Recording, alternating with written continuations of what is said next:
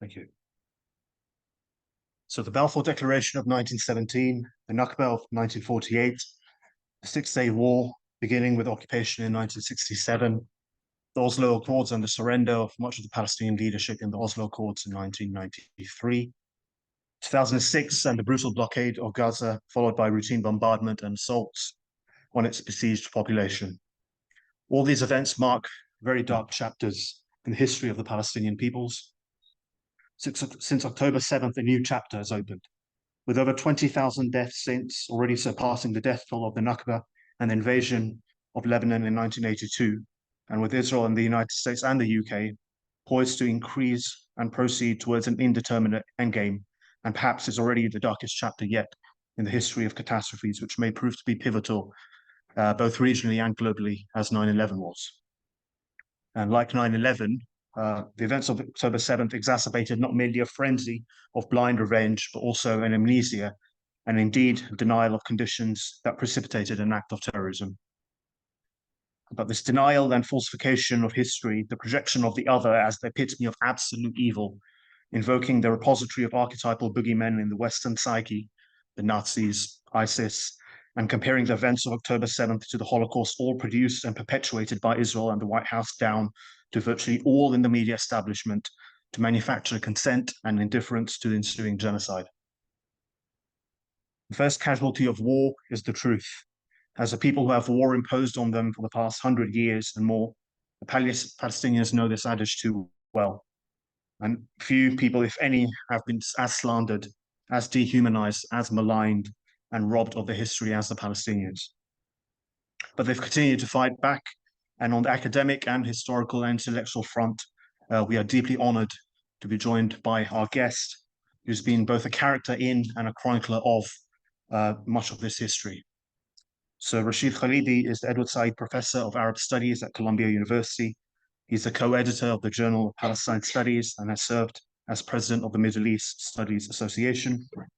He's written and co-edited 10 books, including The Palestinian Identity, The Construction of Modern National Consciousness, The Iron Cage, and perhaps the book that most of you might be familiar with, The 100 Years' War on Palestine. So with that, very well welcome, Professor Khalidi. Thanks so much for having me. So we'll begin with that major event, October 7th. So as someone, as I said, who's chronicled and lived much of that history yourself, what was your immediate reaction to the events of the day, what transpired, and the 9 weeks hence? Well, I think I was as surprised as anyone else by the specific nature of the attack, by the scope of the attack, and then by the revelations that followed. I was quite surprised and shocked. On the other hand, having been in Palestine a few months earlier, I wasn't particularly surprised that there would be an explosion, a major explosion. I obviously couldn't predict this.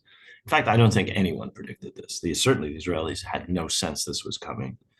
American policymakers had no sense this was coming. I think most Palestinians had no sense that this specific response to the situation was coming, but that something had to give, that there was going to be an explosion, seemed to me when I was there in March. I wasn't in Gaza, of course, but I was in Jerusalem, I was in the West Bank, I was in Israel. It was very clear that that situation was about to explode one way or another. So I was surprised by the specific events. I was not surprised by the fact that something on a huge scale was going to happen one way or another. As far as the level of Israeli brutality that has followed, in particular, that has followed the revelation of the massacres that took place on the first day or two after Hamas attacked the border settlements and the many Israeli army bases surrounding Gaza. That in turn did not particularly surprise me. In fact, I was less surprised by that than I was by the scope and the success of Hamas's attack, or by the very large number of civilian casualties that were inflicted in the Israeli border settlements. The scope of it, the extent of it, the incredibly massive death toll should not have been a surprise to anyone. Israel has announced in the past, after its war on Lebanon in 2006, that it would act in a disproportionate manner, that it would destroy and devastate, that it would basically kill in order to achieve its political objectives any number of civilians. That's the so-called Dahiya doctrine, which Gadi Eisenkot, who at the time was deputy chief of staff during the 2006 war, enunciated. The Dahiya being the southern suburb of Beirut that the Israeli Air Force completely destroyed in 2006. And that has been the policy of Israel ever since. So the scope of it did not in the least surprise me. And once Israel had achieved Israel and the United States had produced a kind of rhetorical shield for any number of Palestinian casualties through the way in which the high civilian casualty toll inside Israel was weaponized and was characterized in the Western media. I have not been in the least surprised by what has followed. You have extraordinarily detailed defenses of everything Israel does in every single mainstream medium in the United States. There's a 2-page article today justifying paragraph after paragraph Israel's war crimes, saying that no, this doesn't fit the category of proportionality and so on and so forth. And that whitewashing has been ongoing from the highest podiums in the land, the president himself, the vice president, the secretary of state, every official in the Biden administration, every Israeli official, every medium in the United States, every part of the mainstream corporate media consensus, which is entirely pro-Israeli, has trumpeted essentially the same justification for unlimited violence against Palestinian civilians. And so I haven't been surprised in the least by what has happened. And I don't think we should be surprised at its continuation into the future for possibly an unlimited period. So from the very beginning, the White House, John Kirby, Joe Biden said that there are no red lines for Israel through this operation. Do you really think they have unlimited rope in this? And or will there be a cutoff point? And we're starting to hear slightly different messages coming out of the White House over the last couple of days. So would you be surprised if this continues, say, well into next year?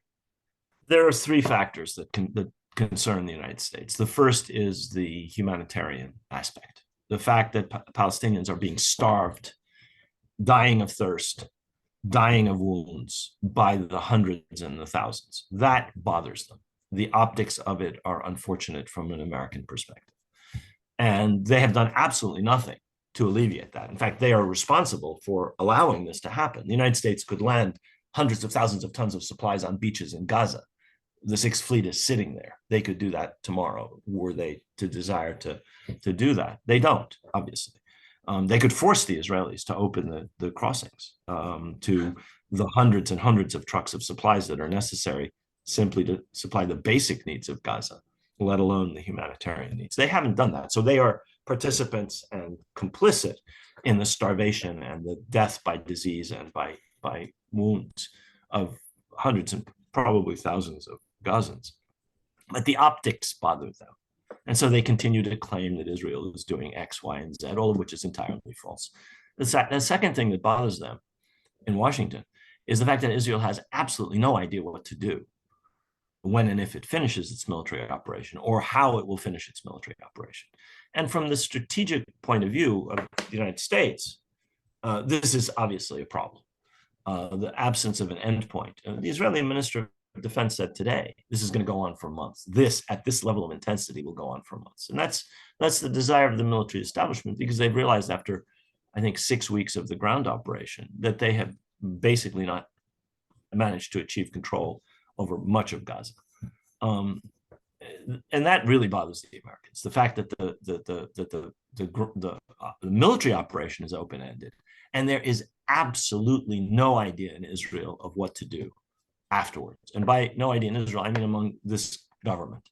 There are many scenarios that are being spun out by think tanks and by members of the opposition. But this government clearly does not want to clarify, if it has any idea, what its idea is for the post war scenario, and possibly from my reading of what the military establishment says, which determines a lot of what Israel does, they see an open-ended war as the post-war scenario. So that's something that bothers the Americans, because that's untenable from an American perspective. They're already totally isolated globally. This idea of Israel and the international community are in accord. No, Israel, 2 or 3 European countries, and the white settler colonies, which now in fact are defecting. Australia, New Zealand, and Canada yesterday or 2 days ago defected in the General Assembly. So the so-called international community is the United States and Israel, essentially, and 5 island colonies of the United States, which have nominal independence, and a couple of other European countries. And that worries the Americans. Not having an end date for the war means that from 153 to 10, they're going to go down to 175 to 4 in the General Assembly, if heaven forbid this goes on for another month. The final thing that bothers the administration is the fact that the president is losing support rapidly domestically. 70% of Americans want a ceasefire.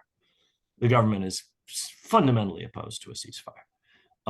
Sympathy for the Palestinians is growing apace in the United States among young people, among minorities, among Democratic voters, among younger members of the Jewish community, among the entire base of the Democratic Party, the people upon whom the president would necessarily rely for re-election, and upon whom the Democrats would rely for winning the House and the Senate in the 2024 elections.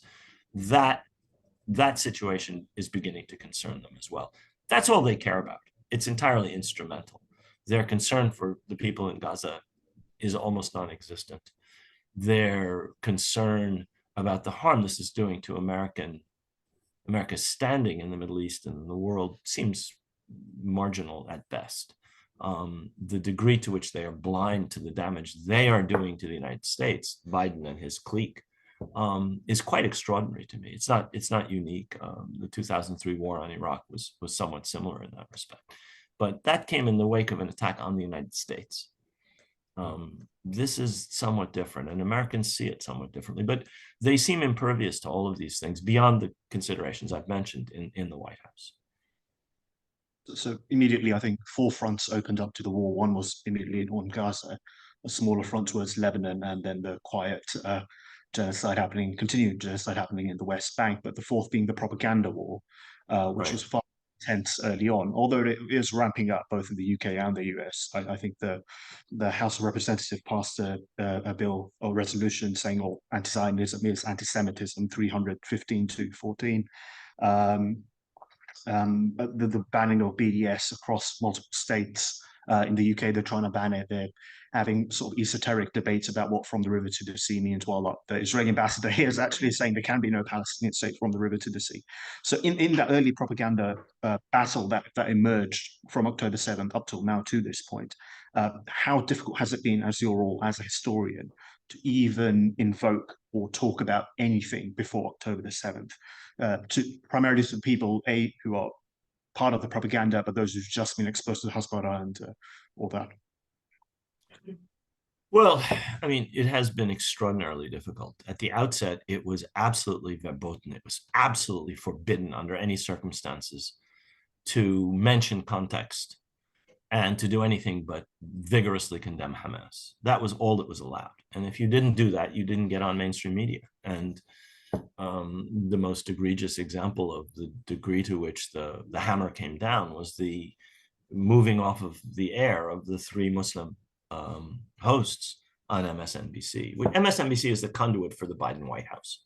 It is the propaganda arm of the Biden White House. And I think this didn't even come down from ownership, which is entirely Zionist and pro-Israel. It came down from somebody in the White House. You will take these people off. You will say nothing that criticizes the president's position. And they have faithfully stuck to that line, MSNBC, as have all the other networks, and as have the mainstream media. The Washington Post, as I wrote to somebody on the New York Times, I much prefer to read the Israeli media in terms of bias and slanted coverage and variety of viewpoints to the Times or the Washington Post. They're infinitely more biased and infinitely less varied in what they will publish than Haaretz or Yediot Ahronot or the Times of Israel or even the Jerusalem Post.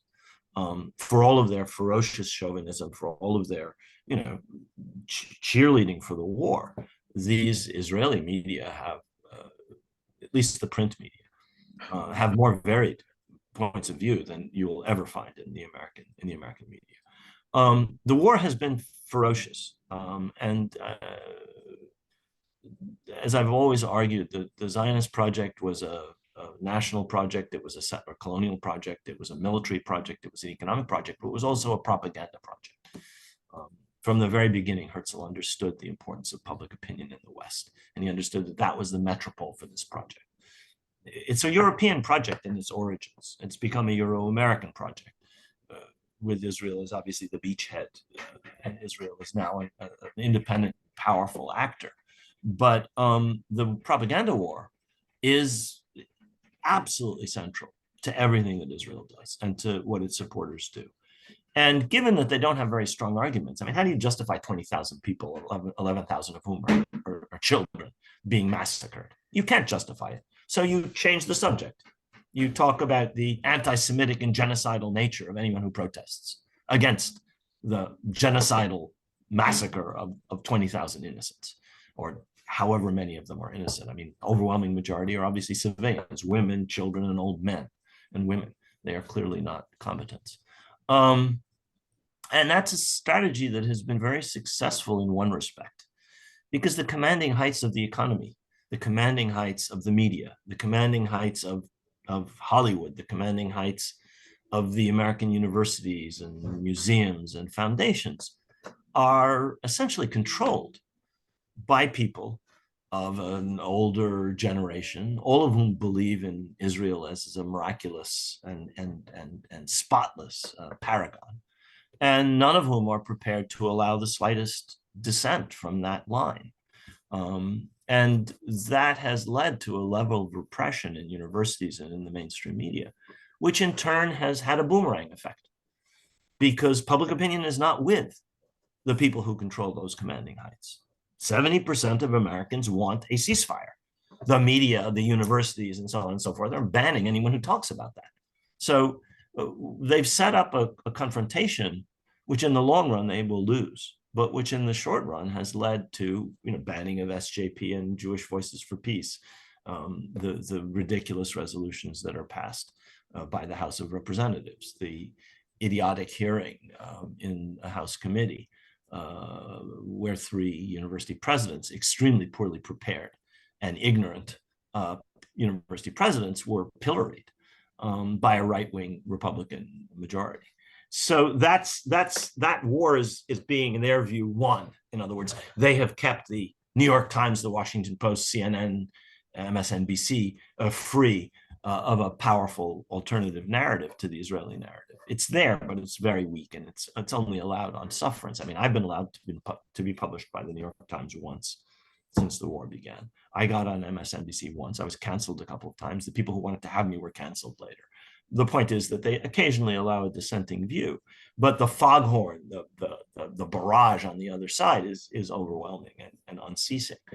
And the great thing about that is most people under the age of 40 don't believe a single thing in the mainstream corporate media. They know they're lying swine. They pay no attention to them. They have their own sources that are far more reliable than the mainstream media. And they know better what's going on than their elders, who are unfortunately captive to the television screens and to the newspapers.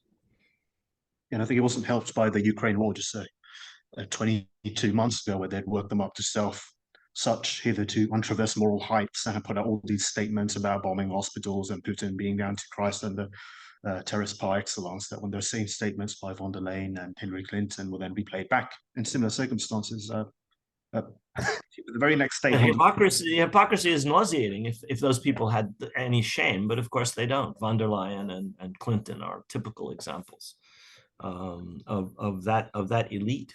And people rightly have utter contempt for them all. Ordinary people. It's not just a generational thing, it's a class thing.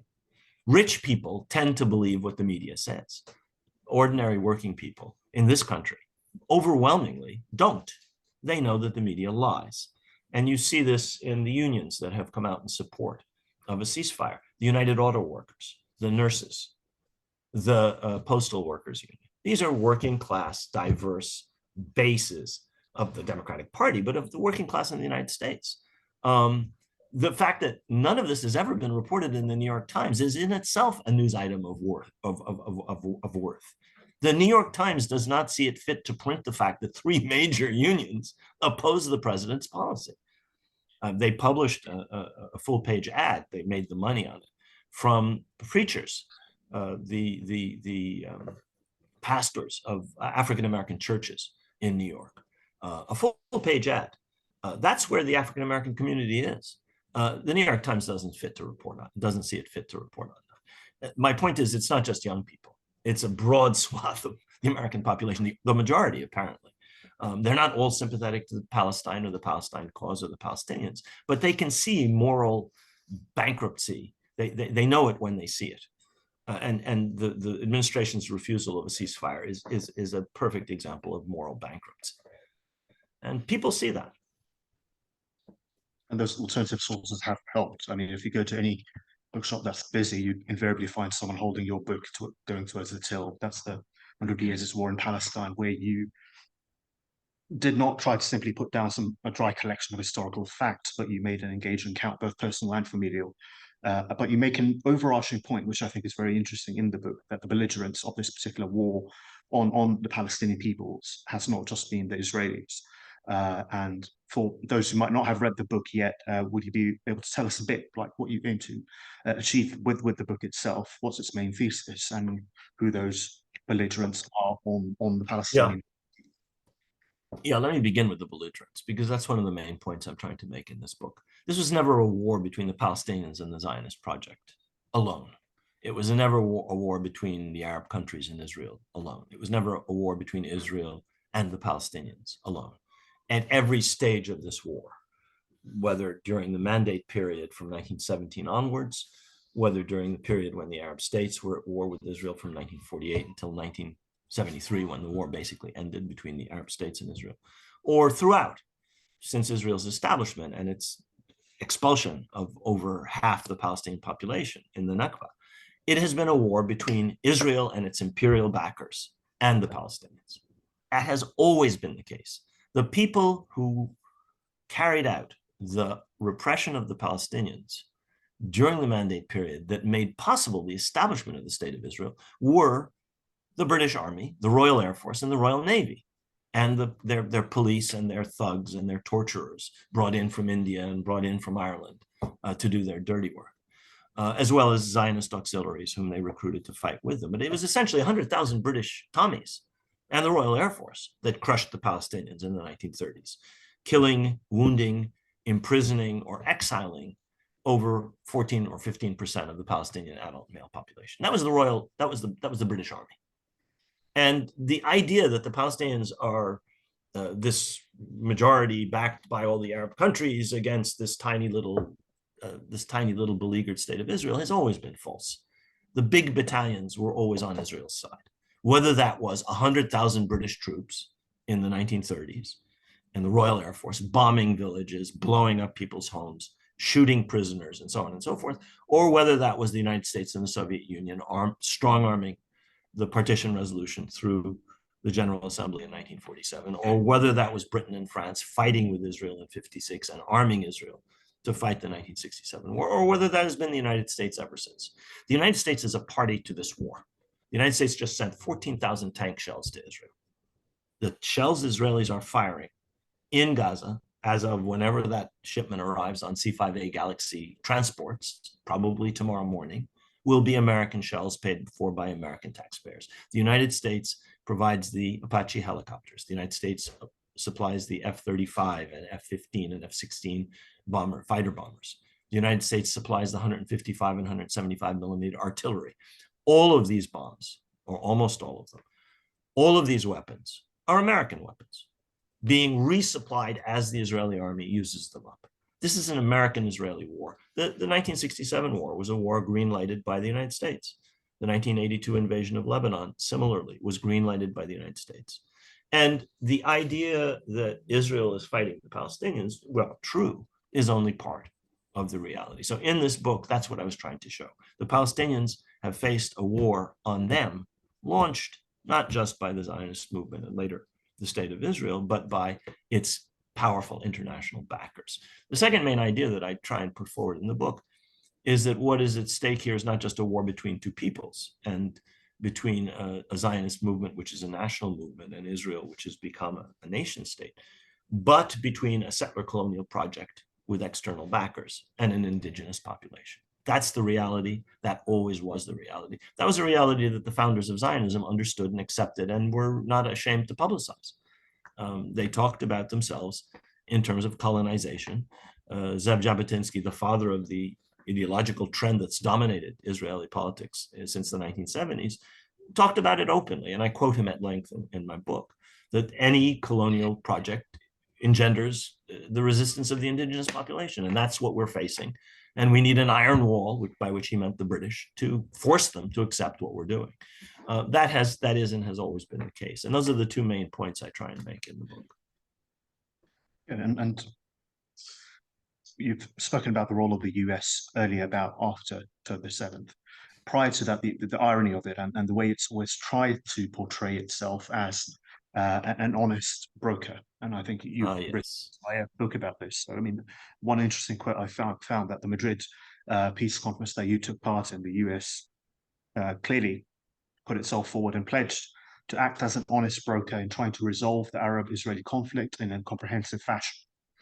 And you, of course, wrote a book called Brokers of Deceit about the US's role throughout the entire peace process, Madrid, Washington, Oslo, onwards, all up to Olmer's handkerchief moment, which we'll get to. So you were obviously as involved in Madrid and the Washington negotiations right after. Has the US ever been an honest broker in this entire process?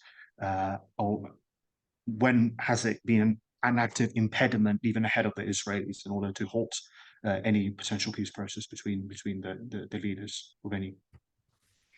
I think you have to distinguish between American diplomacy as far as the Arab countries are concerned, where the United States had strategic and other reasons for trying to bring about peace between Israel and Arab countries, and the issue of Palestine.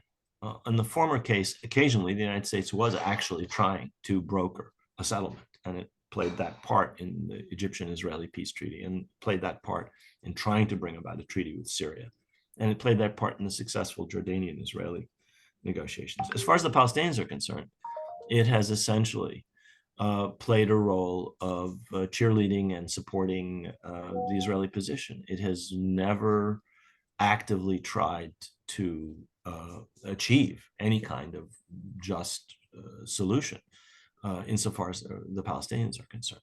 On the contrary, as I said, it was in fact, the best way of describing it is the way that Aaron David Miller, who was one of the leading figures in the State Department's efforts in this regard, he said, we were never an honest broker. We were always Israel's lawyer.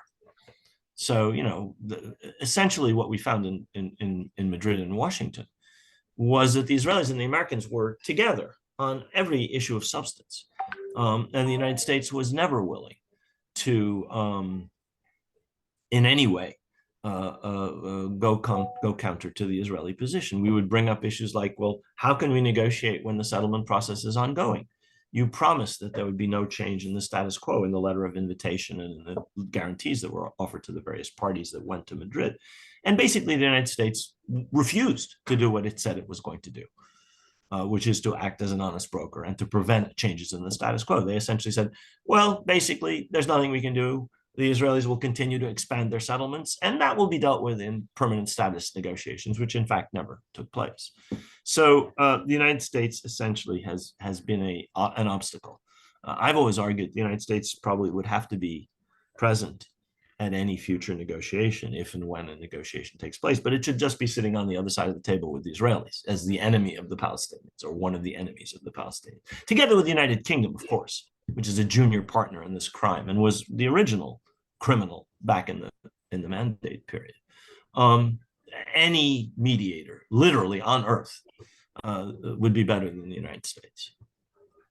I think we've seen some slips of the tongue in the past few weeks as well. I mean, many from Biden, obviously, but that happens on a daily basis. But particularly striking was during the Security Council veto for calling for a ceasefire.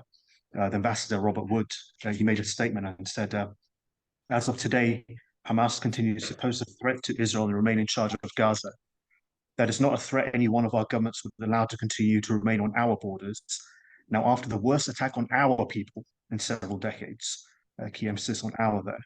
So one gets a sense that Israel is not even merely an outpost anymore, but one gets a sense that it's actually the 51st state of the United States. So is there any distinction for you right now between the aims and motives of the White House and the Knesset? Well, I think that points to something that's certainly true of this president and of his administration, and I think of many, many other leading American politicians and statespersons, which is that they see that Israel is like us. They understand that a very large proportion of Americans have very close ties to Israel, and these are people who are absolutely crucial to both political parties. On the one hand, you have evangelicals for whom the success of Israel is essential to the eschatology they have about the coming of the Messiah. And on the other hand, you have Jewish Americans who have relatives in Israel. And they are divided. Actually, they're more divided than the evangelicals on a generational and on a political basis. Younger, more progressive members of the Jewish community tend to be more sympathetic to the Palestinians than they are to Israel. Older members and more conservative and more well-off members of the Jewish community tend to be very pro-Israel. But that leads to people in American politics seeing Israel as us, and to people in the American media, and to people who run American universities. They tend to be the same people, the same billionaires, the same powerful interests are the ones who buy and sell our politicians, are the ones who donate to museums and universities, and are the ones who own and run big corporations. So we're talking about the same elite. And they do very much see Israel as us, I think. And that's much less the case of most Americans, other Americans. And the degree to which this president personally feels this is, I would argue, probably greater than any American politician. He is, I think, the most pro-Israeli politician the United States has ever produced, in the sense of seeing a community of interest with Israel. And he has surrounded himself with people who I think feel very much like him. I mean, Blinken's biological father was a lobbyist for Israel in France. His stepfather was someone who was involved with lobbying for Israel. So he grew up steeped in an atmosphere where the United States and Israel were seen as one. The American expression is, there's no daylight between the United States and Israel. They cleave to one another. And that's the political mantra. So yes, I think that represents very much the way most politicians, not all of them certainly, but most politicians see things. And then I should add, on the other side, there is a racist Orientalist caricature of Muslims, Arabs, and Palestinians, such that they are not really seen. This president doesn't see Palestinians. They don't exist for him. And I would argue that that's essentially true of the clique around the president and of many other American politicians. They have a reductionist and a very caricatural picture of the Palestinians and of the Arab world. And this is the White House and the bubble around it is an information and knowledge-free zone. The people who know well, and there are tens of thousands of experts in the US government, all of whose training has been paid for by our taxes, whose expertise is rigorously excluded from decision-making. Their voices do not go up. There are people who know better, who know what the Palestinian situation is, who know what the situation in the Arab world is, and so on and so forth. I think that there is that massive between those people who speak about the voting basis and the leaders. But you noted quite poignantly in your book that Arafat's major fatal flaw was the fact that he thought that and PLO thought that if they could just convince the leadership, they'll be able to find some kind of state of the 90s and the early 2000s. But with as we spoke about earlier, with the anti-BDS laws, with the kind of pressure you saw in the last 9 weeks. I know societies within your universities have been banned, threats of pulling funding away, and that all-important resolution about any anti-Zionism is anti-Semitism. How difficult, and I know that you noted the strategy for the future at the end of your book, 100 Years as War, was about public advocacy and grassroots movements. But how difficult do you think that advocacy and campaigning will be given those obstacles that have been placed and laced along the way in the last few weeks? I think it's going to be made much harder. The public space is being narrowed as rapidly as the opponents of Palestinian rights can manage it. And speech on Palestine is going to be as much as they're able to, banned and restricted, and if possible, criminalized. I mean, the Anti-Discrimination League, which is a discriminatory and bigoted organization, it's a hate group, really.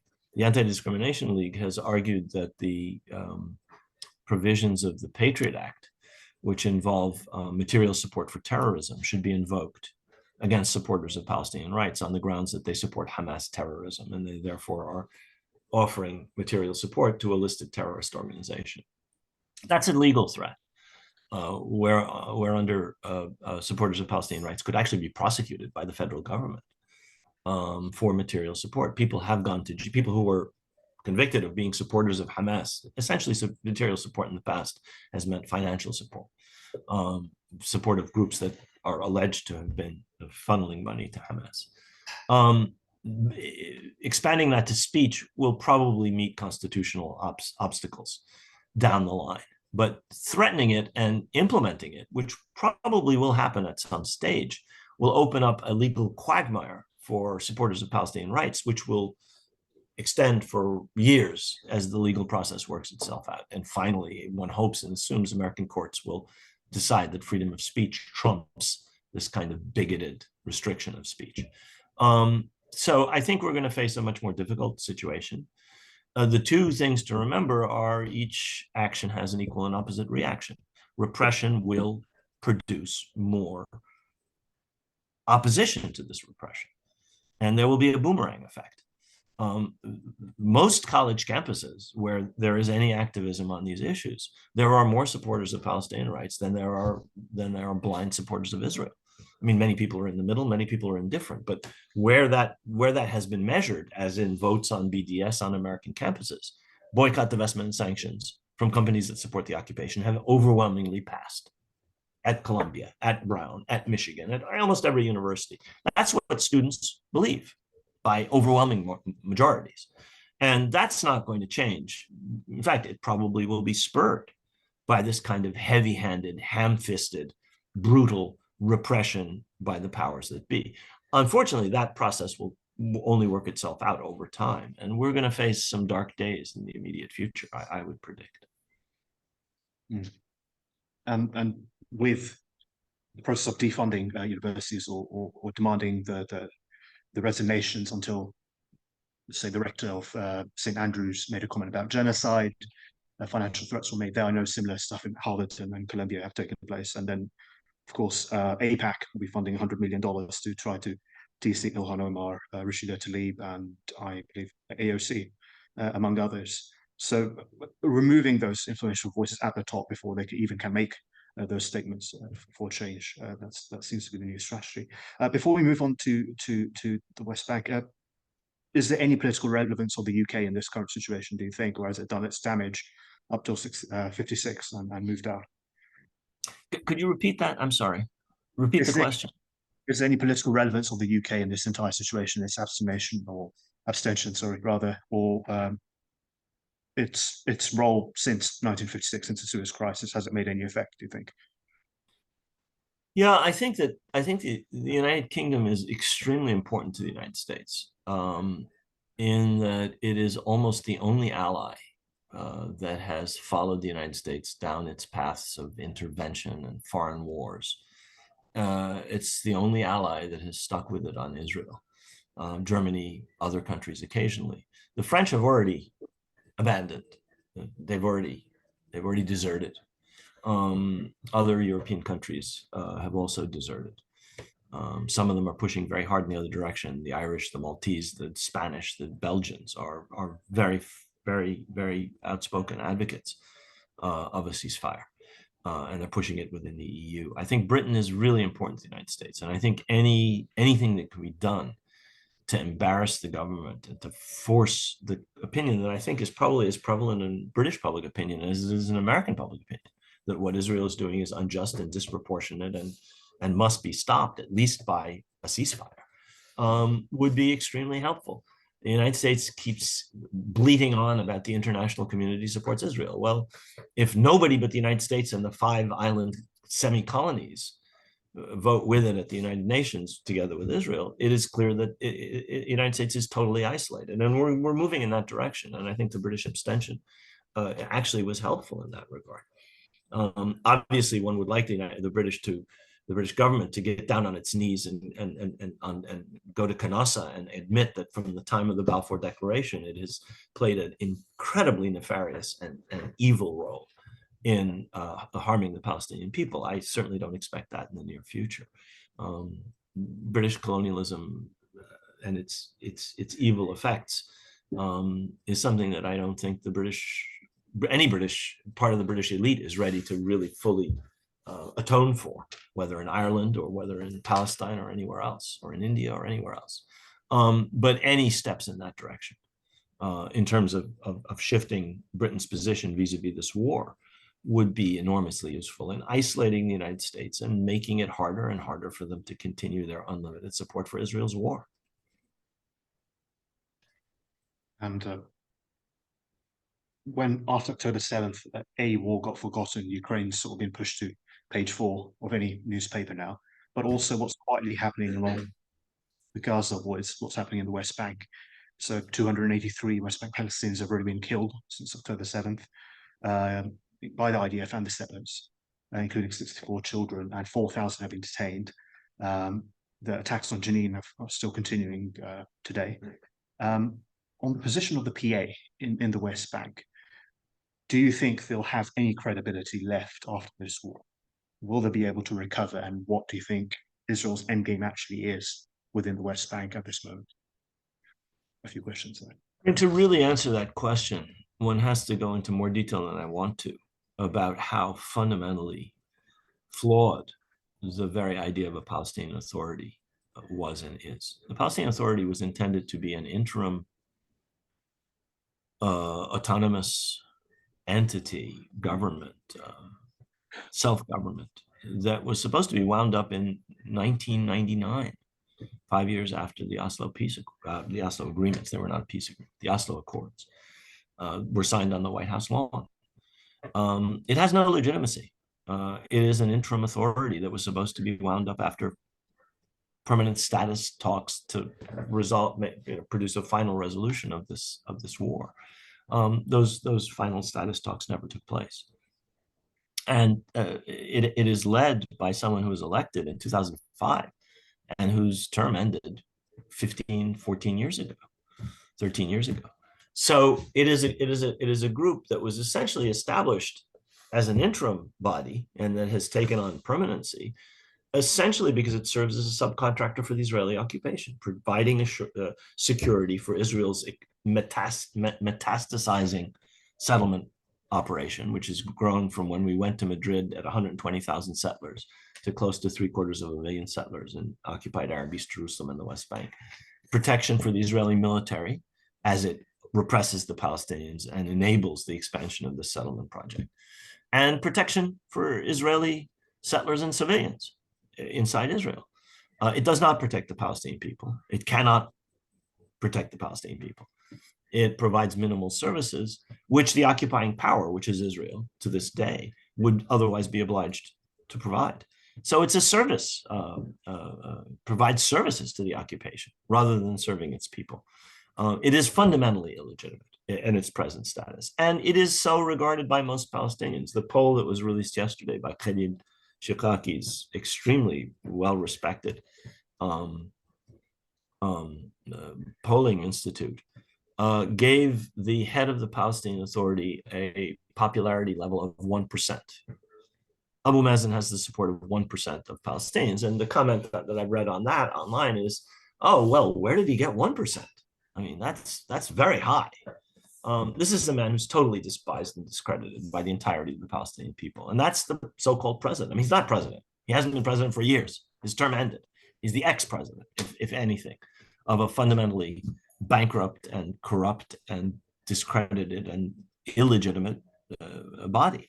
Now, the United States wanting to pump more helium into this balloon is truly a farce. Something entirely different has to be envisaged, and it has to be envisaged by the Palestinians. That's a Palestinian problem. The divisions in Palestinian politics, the absence of a consensus on strategic objectives, the degree to which foreign interests manipulate these various Palestinian factions, or at least influence them. These are Palestinian problems that the Palestinians have to solve.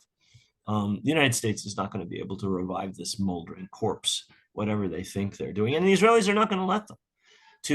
I was just before we went on, after I finished a meeting this morning, I started reading an Israeli think tank's recommendations. And they talk about reviving the Palestinian Authority, and they talk about, as the Biden administration has done, about reforming it and about changing it. And nobody ever says, in order to revive it and change it, everything Israel does has to be reversed.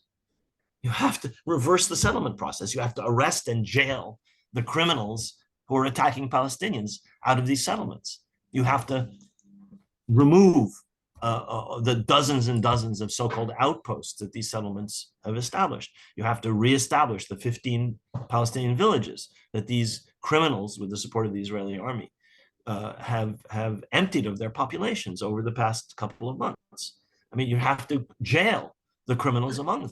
You'd have to stop attacking Palestinian cities, towns, and villages. I mean, the number of things that would have to be done, and which are impossible from an Israeli point of view, to restore legitimacy to the Palestinian Authority and make possible reform and revival, are out of the question as far as Americans and Israelis are concerned. Stop the settlement process? The Israeli government would fall if you stop the settlement process. Jail the criminals who are attacking Palestinians. They're jail Palestinians. That's what they're there for. They're not there to jail crazy settlers, and so on and so forth. So all of this is a chimera. All of this these are fantasies. In addition to which, two things have to be said. The first is Israel has launched a military operation in the Gaza Strip whose end game is unforeseeable. This war could go on for months and months and months. The moment Israel stops without achieving a decisive military outcome, and it is very hard to see how they can achieve a decisive military outcome, Israel loses. I don't have it at hand, but Kissinger once said, we made a terrible mistake I'm paraphrasing, we made a terrible mistake in Vietnam. We thought we were fighting a conventional war. In a guerrilla war, all the guerrilla has to do is survive. The conventional army has to win. How can Israel win? What this means is they just have to keep going. And their army is saying, their defense minister said today, we will keep going. We will go on if necessary. They've said months, years. I think what we can expect is a continuation at some level of Israeli large-scale Israeli military operations and large-scale resistance, or some resistance, continuing in the Gaza Strip. And that having knock-on consequences in the West Bank, inside Israel among Palestinians, in Lebanon, and possibly on other fronts, Yemen, Syria, Iraq, and heaven forbid, terrorist attacks in other places that will be engendered, produced, created by what Israel will be seen to be doing on a day-in, day-out basis in the third month and the fourth month. We're at the end of the 10th week of this war as of tomorrow night. The war started on a Saturday. Today is Thursday. We're at the end of 10 weeks. Another 10 weeks or another 6 weeks, and I'm afraid we may be talking about more than 6 or 10 weeks, will have completely unpredictable consequences in the West Bank, in Lebanon, and elsewhere. It may not lead to a full-scale, hopefully, inshallah, it will not lead to a full-scale regional war. But even things boiling at the level they are, will make any talk of humanitarian relief, will make any talk of governance in Gaza, will make any talk of security in Gaza just pointless.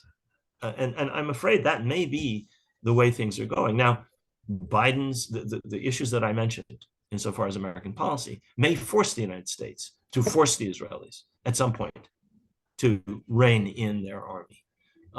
I don't see signs of that happening yet. Maybe next month, maybe February, but I don't see signs of that yet. So that's perhaps that leads into a question of strategy from the Palestinians. You've sort of had an aerial view of I think everything since 1979 prior to, with your family's involvement. Right on the book, you begin the actual discussion with your great granduncle's letter to Theodor Herzl. But since then, and I think particularly the major uprising was in 1936, the strategies used by the Palestinian peoples, whether there were armed resistance, beginning with well, the major one in 1936, the Second Intifada, Hamas's strategy, the PLO prior to 1988. How effective has that been compared to PLO strategy after 1988, or with all the accords and the discussions and leading up to Olmert's offer, perhaps even George Mitchell's attempts under Obama? Are they mutually exclusive strategies at this stage? I know that you've been a harsh critic of the Second Intifada compared to the first, and obviously what's happened since October 7th. So where do you sit on that? Sort of, we in the book you discuss Iqbal Ahmed's assessment in Lebanon and what the PLO were doing, inspired by the Front and the post-colonial resistance movements in the Arab countries in the 1960s. So on the question of strategy, what's the way forward? Yeah. Let me recapitulate what I said in the book about this very important question. Obviously, the book was completed in 2019. I had no idea in 2019 of what would happen in 2023. And up to that point in the book, I argued that the two only victories achieved by the Palestinians were during the PLO's political offensive of the 60s and 70s, political, informational, diplomatic offensive, whereby it put Palestine on the map for the first time. Palestinians were not allowed to represent themselves ever, except at the St. James Palace Conference in 1939. That's the only time Palestinians actually were brought to the table, and that had no outcome, obviously. Arafat and the PLO put the Palestinians at the table. They finally forced themselves to the table. Now, as I argued in that same book, what followed at Madrid and Washington was a catastrophe for the Palestinians. So the diplomatic course did not lead to a victory. But up until that point, what the PLO had done was a victory for the Palestinians politically. I argued that the first Intifada was a victory, and that was a mainly grassroots, mainly popularly based, mainly nonviolent uprising against occupation, which involved strikes, boycotts, petitions, marches, demonstrations, and a very sophisticated understanding of public relations, an extraordinarily sophisticated understanding of public relations, understanding that the war is not just fought in the West Bank or even inside Israel, it's fought in the metropole. You have to win over some, at least, of the population in the metropole to win a war against a colonial settler project. Every successful liberation movement in history understood that. The Irish understood that perfectly. They did not fight from 1916 to 1921 in Dublin and in Cork alone. They fought in New York and in London, politically and militarily. They fought. And they won, not because they defeated the British Army in Cork and Dublin, though they scored some notable military successes, but because they won over American and British public opinion. The British were war-weary, and the Americans were opposed to British policy. That's why the Irish won independence in all but 6 counties of Ireland in 1921. The same thing is true of the Vietnamese. The same thing is true of the Algerians. The same thing is true of the South Africans. The same thing is true of the Indians before 1947. You don't just fight in Delhi or fight in Johannesburg or fight in Hanoi or fight in Algiers. You have to fight in the metropole. And that's not a military fight. That's a political fight and an informational fight. And you don't win otherwise. You lose. In fact, in many cases, if you look at those liberation struggles, they were not actually winning on the battlefield at the time that they won political victory. They were stalemated or they were losing on the battlefield. But what they were doing on the battlefield was a necessary precondition for their political success. Now, that was my argument that would have been my argument up until the 7th of October. I think that Hamas actually has turned the tables on everybody, or overturned the tables for everybody. And I, as a historian, I'm very reluctant to try and predict how I think this thing will go. I talk to my closest friends and colleagues and people who are experts on Hamas and who are, have followed the Palestine issue for decades in some cases. And we all agree that there is some kind of paradigm shift that has been introduced by what has happened. I honestly think, having watched the reaction in Israel and in the United States and Western Europe to what happened on the first few days of this war, when Hamas burst out of the Gaza Strip, destroyed the entire Israeli security, enclosure around Gaza, defeated the Gaza division of the Israeli army, capturing their headquarters, killing their commander, overrunning a half dozen military bases, and then erupted into 8 or 10 Israeli border settlements with carnage that we're still trying to determine its extent. The reaction to that, I think, justifies everything Iqbal Ahmed said. The degree to which an attack on violence against Israelis is understood in terms of Jewish history, in terms of the Holocaust. I mean, the number of times I've seen the Kishinev pogroms and the Holocaust referenced, I can't be counted in the reaction to the civilian losses inside Israel in the first few days of the Hamas attack. And so I think all of those things have to be weighed in assessing a Palestinian strategy. I would argue that Clausewitz was right, that war is an extension of politics by other means. And if you don't have a clear political objective, you won't win your war, because war is not just a matter of a battlefield or violence or fighting or shooting or whatever it involves. It has to have a political objective, and it has to have a political component. And I could speculate, which I really do not want to do now, on how I think this should go. But I think that if the Palestinians do not manage to unify their ranks and develop a clear political strategy, this will go down as, or could go down as, another defeat.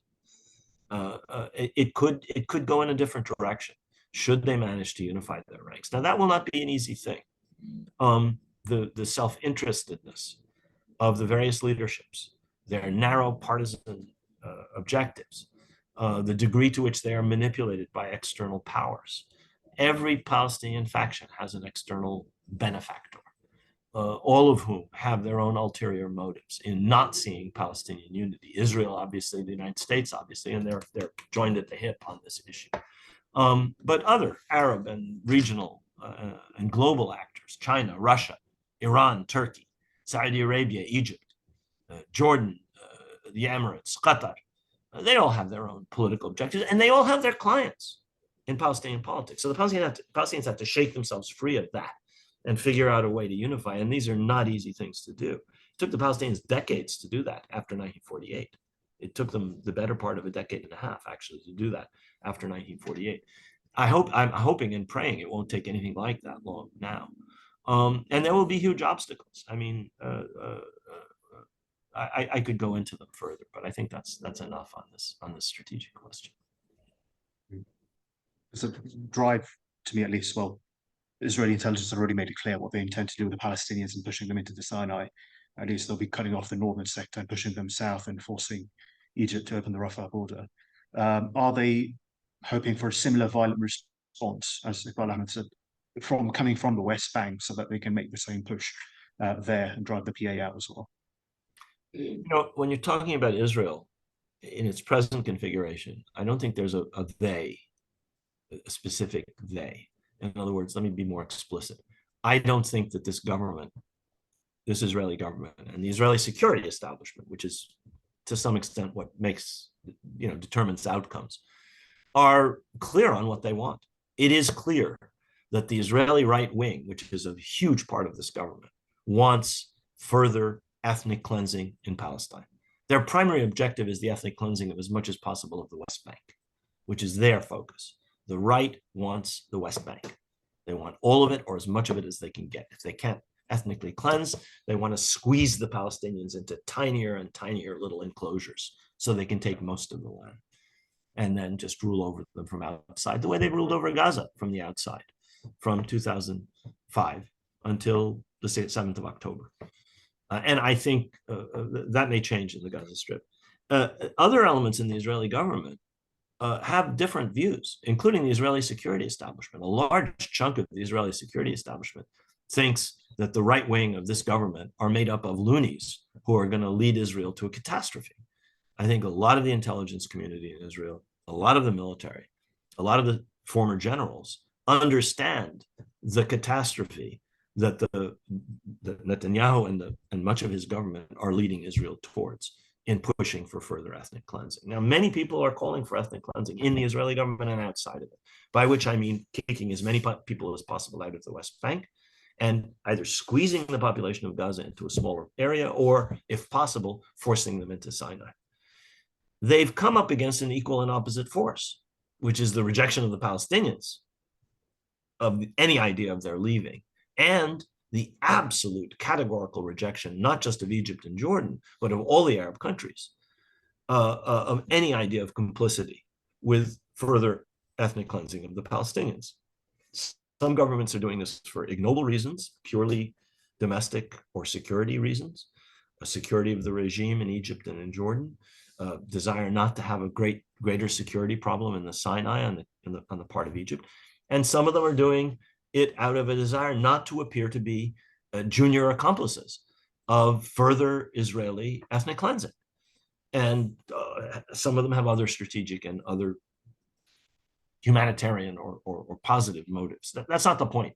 The point is that when you have the Jordanians and the Egyptians for the first time since their peace treaties in 1994 and 1979, respectively, threatening that this will end the peace treaty, we will not be at peace with Israel if Israel pushes Palestinians into Sinai or Jordan. You have what may be an empty threat, but the first time that anything like this has ever been uttered by any Egyptian or Jordanian leader in decades.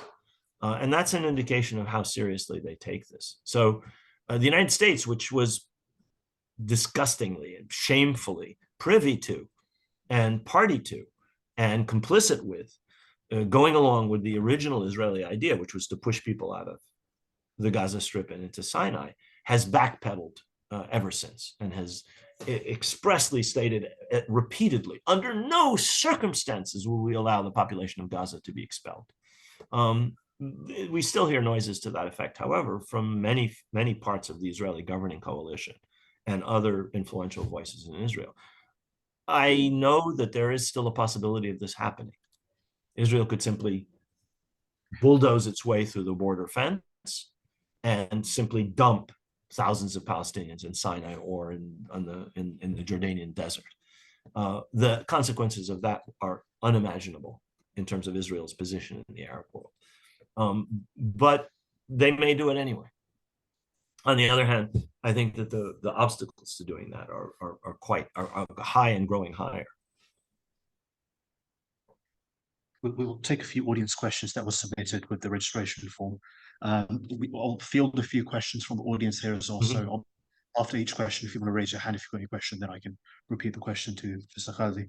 The first question submitted was, do you feel there has been a suppression and glossing over of Middle Eastern history in academic circles over time, which has created a knowledge gap among the public, leading to a lack of sensitivity towards people from the Middle East and their experiences? I would say that as far as academic circles are concerned, that has not been the case. I think that at least in American academia, certainly in arts and sciences and the humanities and the social sciences, there has been a growing understanding of Middle Eastern history, of Islamic history, of Palestinian history, and of different narratives. And that is, I think, reflected in the support of very large numbers of academics on American campuses in those areas, in the social sciences, the humanities, and the arts and sciences. It's not true for the rest of most American universities. The professional schools are full of professional bigots who are racists, anti-Palestinian, anti-Arab, anti-Muslim. Our medical school, our business school, our law school, the professional schools, to some extent, other professional schools, are full of people completely ignorant of the Middle East, full of racist and stereotypes, and who are ferociously supportive of Israel. That's where, within academia, this kind of absence of knowledge is located.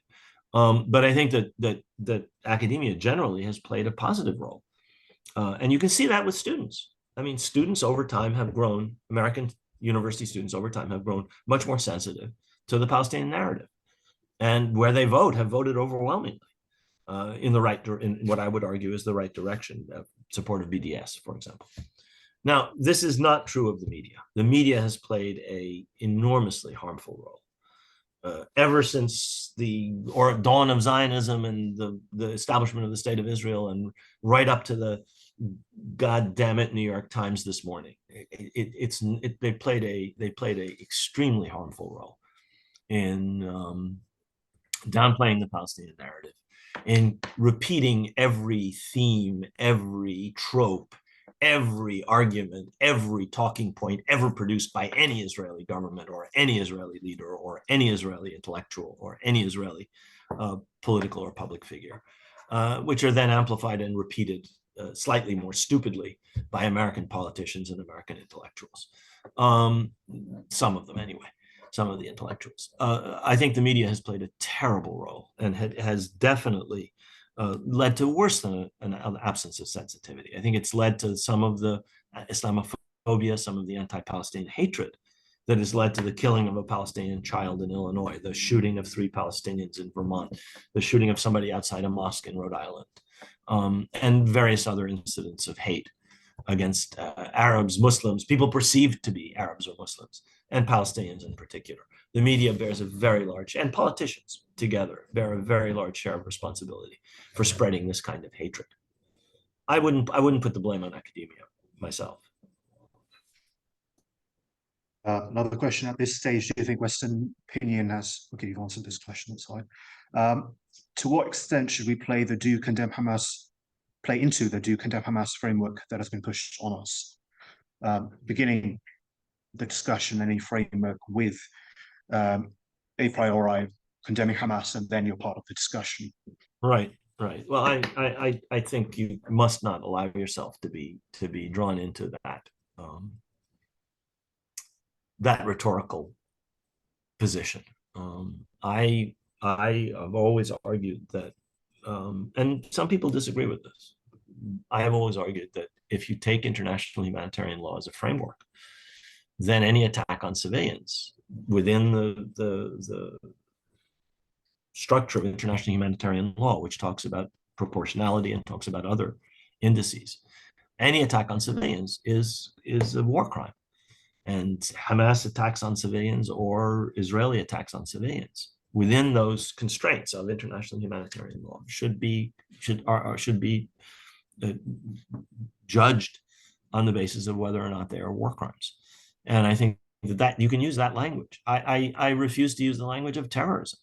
Somehow state violence, which inflicts many, many times more civilian casualties than non-state violence, is never described as terrorist, whereas non-state actors' violence is invariably described as terrorism. If you look at the figures in Ireland during the Troubles, more people are killed by the British Army and Protestant militias than were killed by the IRA. Civilians we're talking. I mean, some security personnel were killed, some IRA militants were killed, some Ulster Defense Regiment people were killed, some Ulster Defense Association, but the overwhelming majority on both sides are civilians. If what the IRA did was quote unquote terrorists, and why would the Protestant militias acting in complicity with the British security forces and the British security forces did within the framework of international humanitarian law not also war crimes. And if you want to use that kind of inflammatory rhetoric, terrorist. Somehow the bomber pilot is not a terrorist, and the person who uses a Kalashnikov is. So I think you have to get outside those frameworks, or they put you on unfavorable ground where you can never really recover.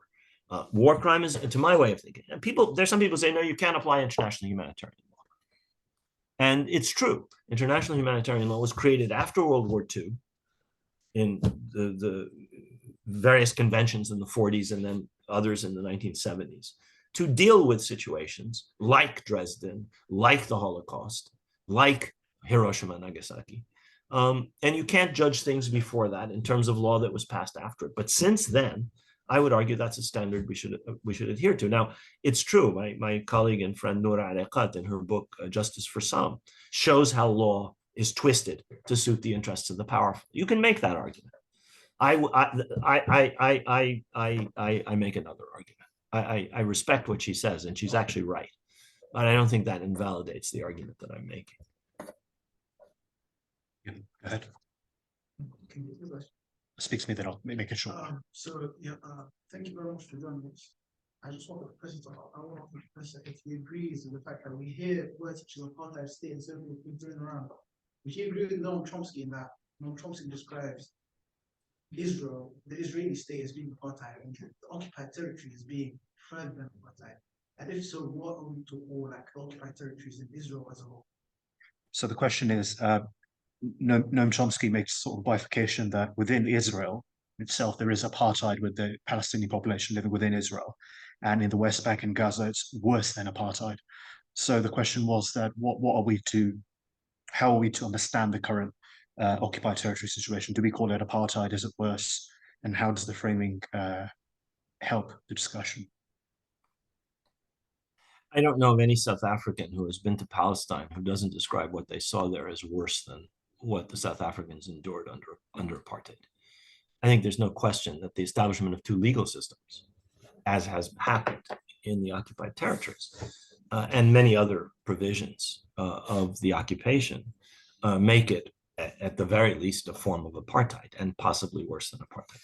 I think there can be some debate as to whether that applies to Israel, because Palestinians inside Israel suffer from dozens of discriminatory laws, whereby they are second-class citizens, and they're excluded from being part of the nation.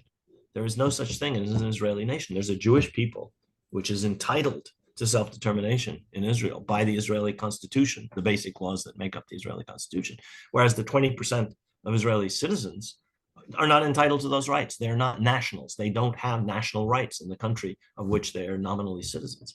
Is that apartheid or not? I leave that to the lawyers. I've heard good arguments for Israel being Israel itself, pre-1967 Israel within the Green Lines, as being an apartheid state. And I've had good arguments for it being some form of Jim Crow, segregated, racially discriminatory system. And I'm not a lawyer and I don't really care. The system is apartheid, at least in the occupied territories. And I would argue considerably worse in many respects. We've got another question. Can you comment on the growing role of BRICS in the Middle East and Palestine? I think that this war, combined with the Ukraine war, is leading to some global tectonic shifts. Tectonic shifts move very slowly, obviously. So it's not necessarily the case that what I'm talking about is going to manifest itself in 2024 or 2025.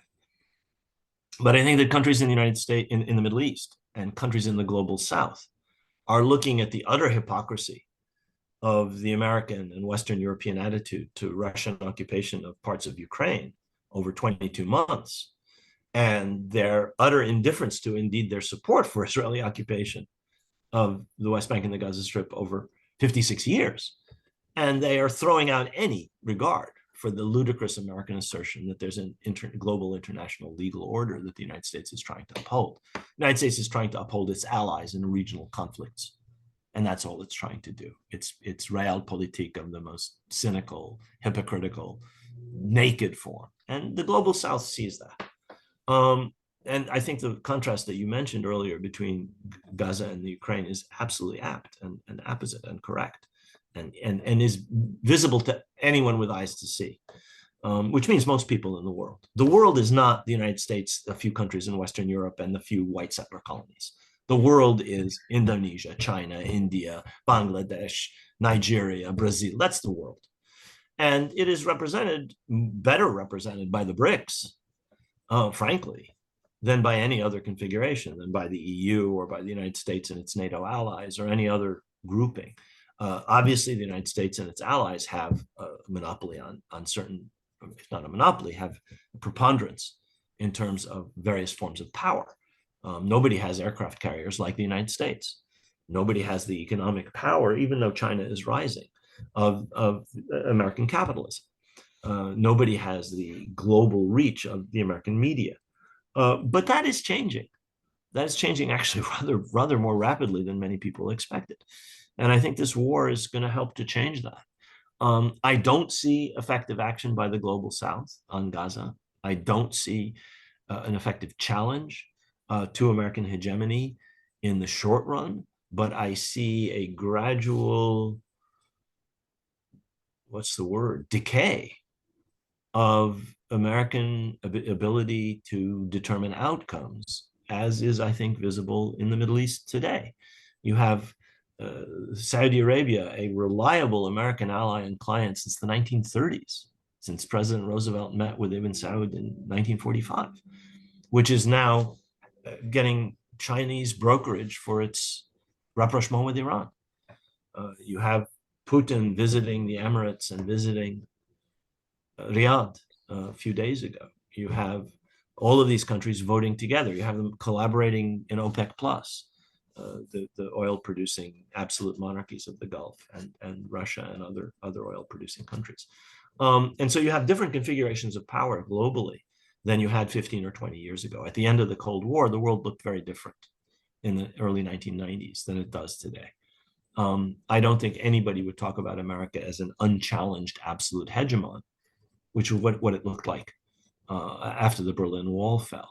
On the other hand, I don't think that American power is shrinking rapidly. There's no question, but that it has the capability to put its big fat thumb on the scales and influence outcomes. I just don't think it has the ability to determine them the way it did, or the way it acted as if it did. In fact, we've seen in Vietnam, and we've seen in Iraq, and we've seen in Afghanistan that the United States, in fact, sometimes doesn't influence outcomes as it wishes.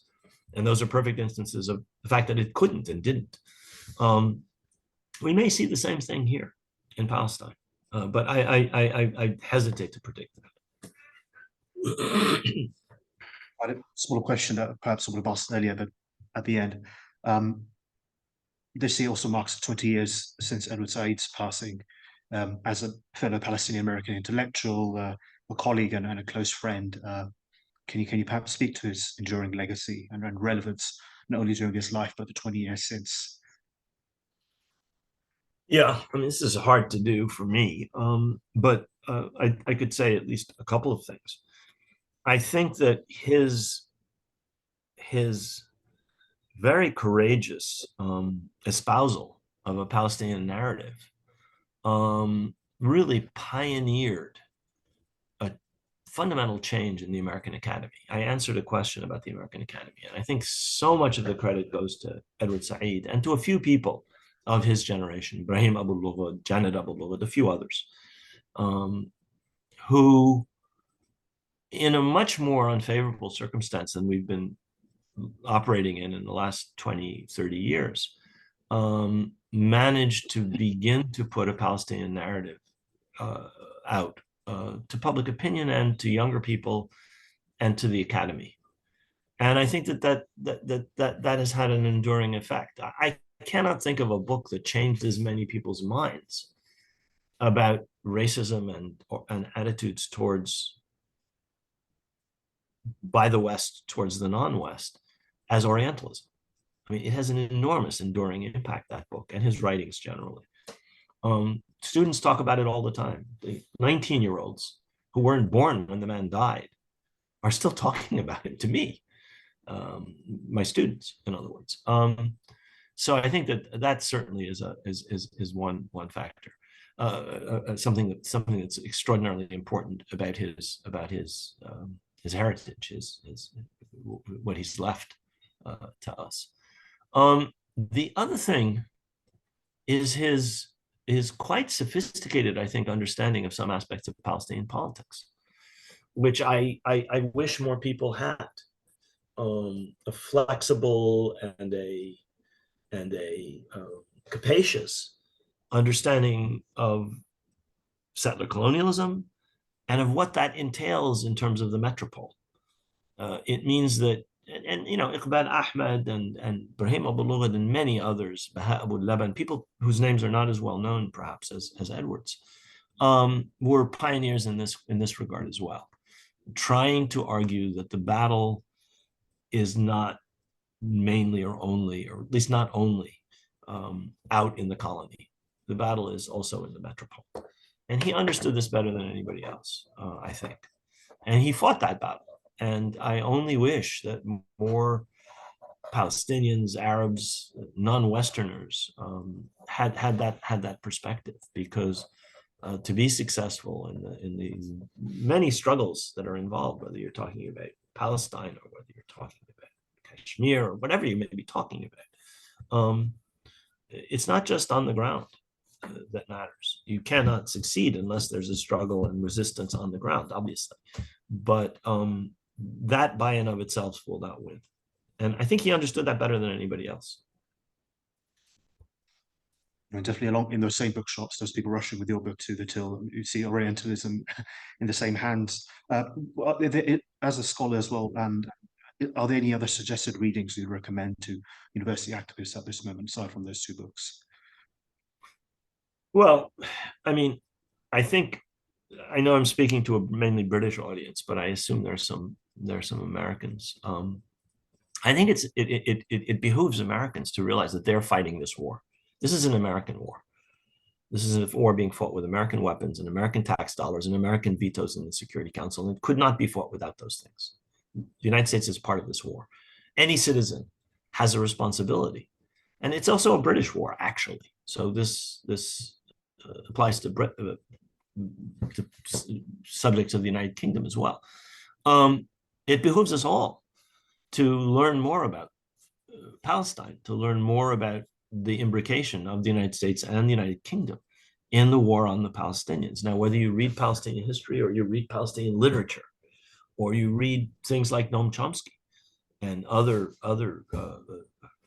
John Mearsheimer, strategists, people who philosophers, Judith Butler, whoever, who explicate and explain aspects of this, you really must inform yourselves, because this is being done in our names, and this is being done with our tax dollars, and this is being done with our weapons and by our governments. It's not just, you know, the Netanyahu government and the Israeli army that are doing what's being done. Specific suggestions, I mean, there are so many excellent books out there. If you want to read about Hamas, Tariq Bakoni's book. Anything by Sarah Roy are places to start. If you want to read about law, the book I mentioned by Noor Ariqat is a wonderful place to start. If you want to read about what occupation is really like, Nathan Thrall's book, A Day in the Life of Abd Salama, is a good place to start. There are so many wonderful pieces of literature on Palestine which are illuminating. Rajesh Hadi's books, Suad Al-Amiri's books, Adaniya Shibli's books, Ibtisam Azam's books, the poetry, the theater, the films, May Masri, Anne-Marie Jassid, Michel Khleifi, filmmakers. Any of those will give you an insight into Palestine, Israel, so on. The many great Israeli films. There's much Israeli literature that's well worth reading, and a lot by Israeli opposition figures that is brilliant and well worth reading. Going back to some of the authors who wrote in Matzpen, a leftist organization back in the 60s and 70s, right up through people like Gidon Levy and Amira Haas writing today in Haaretz. There's a lot that can be, there's a lot that can and should be read. And then there's stuff being broadcast live from Gaza by bloggers who are showing people an unfiltered, their version, their lives, what they see, what's in front of them. And you can take it or leave it, you can judge it as you will. And I think younger people are much more savvy about what's actually happening than older people who are filtered through this biased, slanted, bigoted lens of the mainstream media. We'll definitely make a list of all those reading recommendations and email them out to the participants. Before we wrap up, are there any current projects that you're working on? Possibly a second edition of the 100 Years of War with... I'm working on a project that has been delayed by this war and by many other things, which grows out of my travels to Ireland in the last several years and my interaction with Irish scholars and cultural figures, which is about Ireland, Britain, and Palestine, and some of the connections in the colonial world in the 20th century in particular. Ireland is the template for everything Britain did everywhere else. The English started with the Irish in 1171, and they still haven't left the island. They're still in the 6 northern counties. That's 850 years of experience, which they transported and transmuted and used in every colonial setting, in India, in Egypt, in North America, in Australia. In particular, the colonial settler aspect. And so I want to look into some of that. I was originally envisaging a very wide-ranging book or piece of research that really tried to encompass the entirety of the connection. And I realized that that's beyond my capability. So I'm narrowing it down to the 20th century. I may narrow it down to counterinsurgency and so-called counter-terror and policing and law. And I may expand it a little bit. And I'm in conversation with especially Irish and some Indian academics about ways in which these things. I can't bring India into it, obviously, it would be too big. But there's so much that operates across those spheres. So much, Egypt as well. All of these colonial administrators worked in 5 different areas. You follow a man like Charles Teagart. I mean, he learns how to torture in Calcutta. He's sent to Dublin Castle during the War of Independence. He ends up in Palestine. He goes back to Calcutta. Indian revolutionaries try 6 times to kill him. And that's an example. There are many, many, many, many others. These technicians of terror, technicians of repression. And the politicians, Balfour. We think of Balfour in relation to the Balfour Declaration. The Irish have a specific name for him. They call him Bloody Balfour, because when he was chief secretary in the castle in Dublin, which means he ran Ireland at the age of 29, appointed by his uncle, Lord Salisbury, he carried out executions and horrible exactions in Ireland, which the Irish remember to this day. We're talking about the 1880s until the 2020s. So I think those kinds of connections are really important, ideologically, legally, in terms of techniques of repression, in terms of mindsets. And it's a huge field to get your head around. Just grasping Irish history. I mean, the Irish, God bless them, they love their history and they write an enormous amount. I mean, every period of Irish history has huge literature. And just mastering elements of it is going to take me much longer than I have. So I'm trying to narrow it down to a project that can produce something in the near future. Will I produce another edition of the 100 Years War? I don't know. I mean, maybe I'll produce an afterward. They're about to publish a translation of the book in German, and maybe I'll write something for that can develop into a new forward or a new afterward for a second edition. We'll see. We look forward to seeing the second book. But the first book, it's like the British set the blueprint. I mean, there's an apocryphal saying that I haven't been able to find the source of it, that if you walk past a pond and 2 fishes are fighting, an Englishman has probably walked by first. And, well, all of the most evil partitions in modern history are the work of the British. Cyprus, India, Palestine, Ireland, obviously. Yep. So again, we appreciate your time, and I know that you're very busy. I started getting automated email replies a few days ago saying you've been getting too many requests to deliver. So we appreciate the time you've shared with us and the knowledge and the reading list. And on behalf of everyone here and online, thank you very much for your time. You're very, very welcome. I'd be happy to send you a long Palestinian bibliography of Palestinian history if you wanted to distribute that as well. Thank you very much. Thank you. Bye-bye now.